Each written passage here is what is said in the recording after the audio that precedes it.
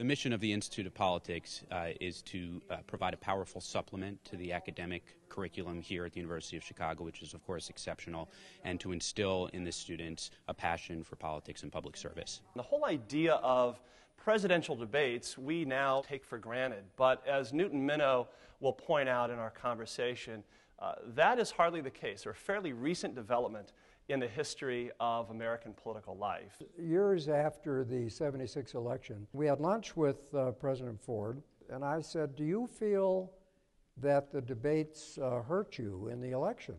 He said, "To the contrary."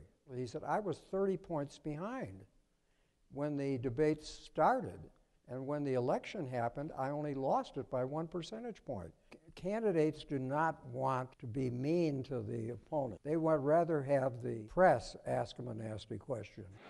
I think this debate among the different student groups, the UC Dems and the college Republicans, will be nice because I think we can have a real conversation about the different issues and add some level of complexity. That we have seen $5 trillion be added to the debt underneath Barack Obama's leadership. This place, more than any other place, knows that in order to make a good argument, you need to have the right facts and you need to have the right logic.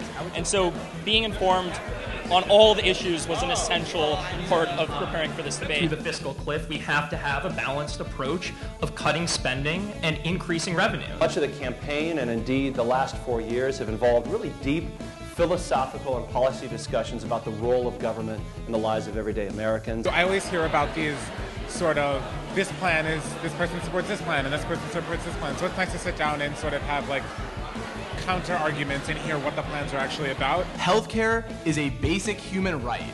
The question here is how we provide it to every single person in America. So, with that in mind, let's go through all of the misinformation about the Affordable Care Act. The Romney-Wyden plan would have been able to, in a single year, in 2009, drop healthcare premiums by 9%.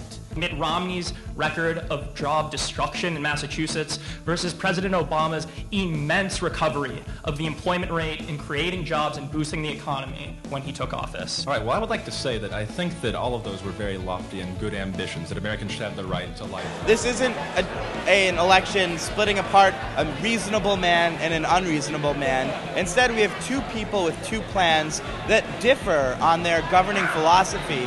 The Institute of Politics is a great opportunity for students that are interested in applying some of the things they learn in school, but also what they're consuming outside the classroom, and giving them a space to go and pursue their ideas in politics and in governance.